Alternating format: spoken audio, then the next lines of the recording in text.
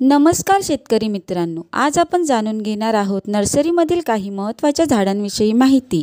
व्हिडिओमध्ये दिली गेलेली माहिती शेतकरी बांधवांना नक्कीच उपयोगी ठरेल आणि ही माहिती आपणास देणार आहेत आपले सर्वांचे आवडते शेती मार्गदर्शक प्राध्यापक श्री विनायक ठाकूर सर। चला तर मग जाणून घेऊ आणि पुढील व्हिडिओला सुरुवात करू।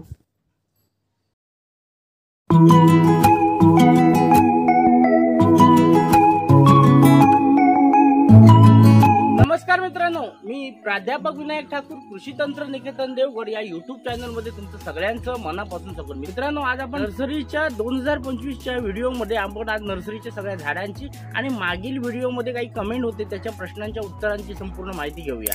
हा व्हिडिओ तुम्हाला नक्कीच आवडेल। व्हिडिओ आवडल्यास लाईक, कमेंट, शेअर जरूर करा, सबस्क्राईब पण जरूर करा।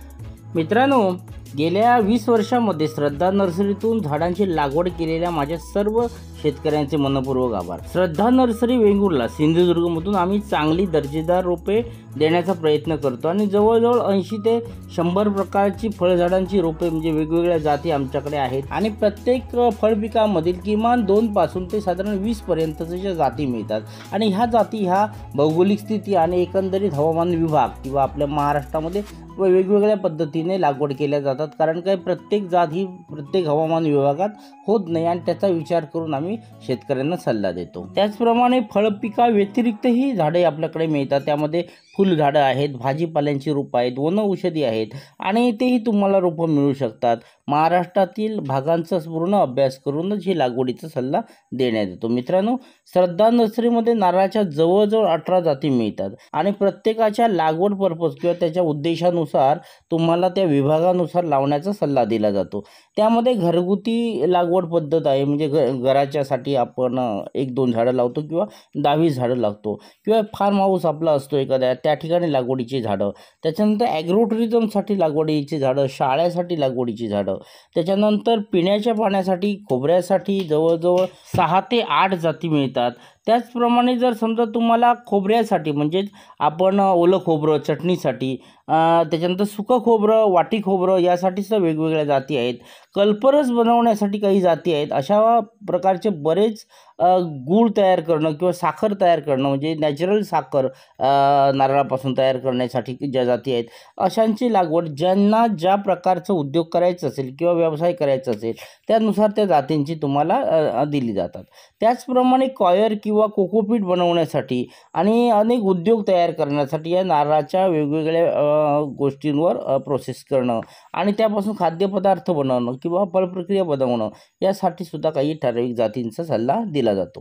मित्रांनो, नारळ हा कल्पवृक्ष असल्यामुळे त्याच्या प्रत्येक पार्टपासून तुम्ही वेगवेगळे उद्योग व्यवसाय करू शकता किंवा स्वयंरोजगारही करू शकता आणि त्यासाठी तुम्हाला नारळ जर लागवड करायची असेल तर संपूर्ण भारतात किंवा आपल्या महाराष्ट्रात संपूर्ण लागवड चांगल्यापैकी होते आणि त्याच्यासाठी जे ठराविक प्रांतबाहेर जाती आहेत त्या योग्य निवडा आणि त्यानुसार तुम्ही लागवड करा। ह्या नारळाचा वापर तुम्ही पाण्यासाठी, शाळेसाठी तर करू शकता, खोबऱ्यासाठी करू शकता, परंतु तुम्हाला समजा एखाद्या बाय प्रोडक्ट करायचे असतील त्यापासून तर त्याच्यासाठी सुद्धा तुम्हाला नारळाचा वापर चांगल्यापैकी होतो आणि त्याला संपूर्ण भारतामध्ये मागणी आहे। म्हणून नारळाची लागवड तुम्ही प्रांतवाईज कुठेही करा आणि त्यासाठी जर तुम्हाला समजा योग्य सल्ला पाहिजे असेल, अधिक माहिती पाहिजे असेल तर तुमच्या झाडांना देण्यात येणारं पाणी आणि तुम्ही माती हे साधारण 1 पाव अर्धा किलो घेऊन या आणि त्यानुसार आपण बेसिक तपासणी करून तुम्हाला योग्य सल्ला देऊ शकतो किंवा तुम्ही स्वतंत्र त्याचं माती परीक्षण करा आणि त्याचा रिपोर्ट पाठवा। या नंबरवर पाठवला तरी तुम्हाला त्यावरच योग्य सल्ला देण्यात येईल।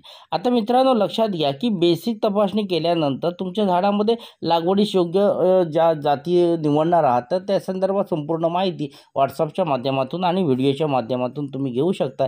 त्यासाठी तुम्ही या नंबरवर संपर्क करू शकता। बेसिक नारळाची माती आणि पाणी तपासणीसाठी कोणतेही तुमच्याकडून शुल्क घेतलं जात नाही, तुम्हाला फ्री ऑफ कॉस्ट त्याचा सल्ला दिला जातो।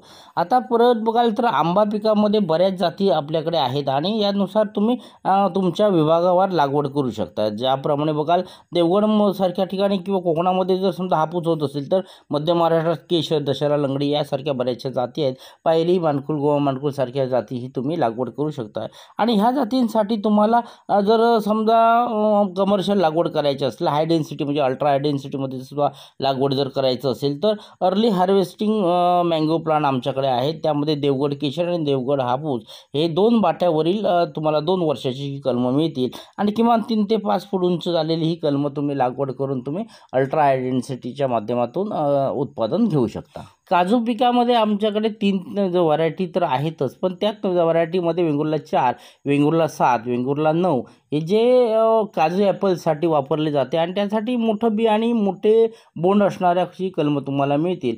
भौगोलिक स्थितीचा वापर करून तुम्हाला कुठली लागवड करू इच्छिताल हे तुमच्या एरिया वाईज तुम्हाला सल्ला द्याल. पण मित्रांनो लक्षात घ्या की जर समजा काजूची तुम्हाला लागवड करायची असेल तर आज तुम्ही बघाल तर सांगलीसारख्या ठिकाणी सुद्धा काजू लागवड आहे. महाराष्ट्रात बऱ्याच ठिकाणी काजूची लागवड चांगल्यापैकी होते. आणि जर समजा तुम्ही पहिली 5 कलमं लावून जर ट्रायल घेत असाल तर तुम्हाला त्या संदर्भात संपूर्ण अनुभव मिळतो आणि तुम्ही नंतर लागू शकता. का तर काजूला गॅरंटेड मार्केट आहे, त्याला शेल्फ लाईफ आहे, 2-2 वर्षापर्यंत तो काजूगर टिकतो. त्यामुळे काजूचे ह्या जाती लागू शकतात. आणि जर समजा तुम्हाला काजूच्या ॲपलपासून म्हणजे बोंडापासून जर समजा काजू ॲपलपासून जर तुम्हाला काही वेगळे पदार्थ बनवायचे असतील तर त्यासाठी सुद्धा जातीचा सल्ला तुम्ही घेऊ शकता. ज्यांना फणस लागवड करायची असेल, कारण आता मार्केटमध्ये बघाल तर हेल्थच्या दृष्टीने फणसावर बरेचसे व्हिडिओ तुम्ही बघितले असतील किंवा त्या संदर्भात माहिती वाचली असेल, तर फणस हा इतका हेल्दी आहे की बरेचसे शारीरिक आजार कमी करणार आहे. त्यामुळे लोक आता फणसाची स्वतंत्र लागवड करायला चालू केली. आमच्याकडे जवळजवळ 9 ते 10 जाती आहेत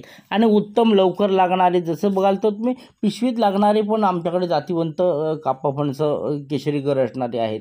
आणि हे ज्या जाती ज्या आहेत त्या लवकर म्हणजे 1 ते 2 वर्षापासून चालू होतात. व्हिएतनाम सुपर अर्लीसारखी, ब्राझिया, हजारी, ATM म्हणजे जो वर्षभर लागणारा फणस आहे.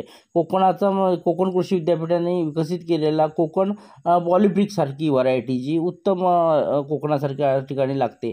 शंकरासारखी पश्चिम महाराष्ट्रात चालणारी नोव्हेंबरपासून लागणारी जात किंवा सिंगापूर पिंक रेड सारख्या जाती ह्या तुम्हाला मिळतील आणि तुम्ही त्याची स्वतंत्र लागवड करू शकता. सुपारीबद्दल बोलायचं झालं तर आमच्याकडे जवळजवळ 9 जाती आहेत आणि त्यामध्ये जर बुटक्या, इंटरमंगलासारख्या जाती आणि किंवा विठाईसारखी जात किंवा जमिनीलगत लागणाऱ्या सागर डॉर्फ, शतमंगला, विठाई, विठ्ठल, श्रीवर्धनी, मोहितनगर, शिरशी, सुमंगला अशा बऱ्याचशा जाती तुम्हाला मिळतील आणि त्याच्यापासून तुम्ही लागवड स्वतंत्र करू शकता.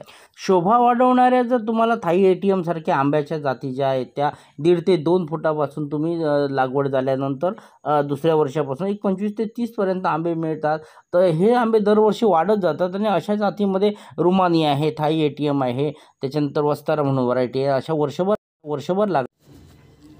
आता आपणास प्राध्यापक विनायक ठाकूर सर यांनी अत्यंत महत्त्वाच्या झाडांविषयी उपयोगी आणि महत्त्वाची अशी माहिती दिली. ही माहिती माझ्या सर्व शेतकरी मित्रांना नक्कीच आवडली असणार. यातील झाडे तुम्हाला पाहिजे असल्यास पुढील दिलेल्या नंबरवर संपर्क करून झाडे मागवू शकता. तसेच कोणाला प्रत्यक्ष झाडे पाहून घ्यायचे असल्यास नर्सरीला भेट देऊन तुम्ही झाडे घेऊ शकता. नर्सरीविषयी अधिक माहिती हवी असल्यास पुढे पत्ता व मोबाईल नंबर दिलेला आहे, त्यावरती संपर्क करून तुम्ही माहिती घेऊ शकता. चला तर मग व्हिडिओ इथेच थांबूया आणि आपणास अशीच अजून नवीन माहिती हवी असल्यास कमेंट बॉक्समध्ये नक्की कळवा. व्हिडिओ आवडला असल्यास व्हिडिओला लाईक, शेअर आणि सबस्क्राईब नक्की करा. धन्यवाद.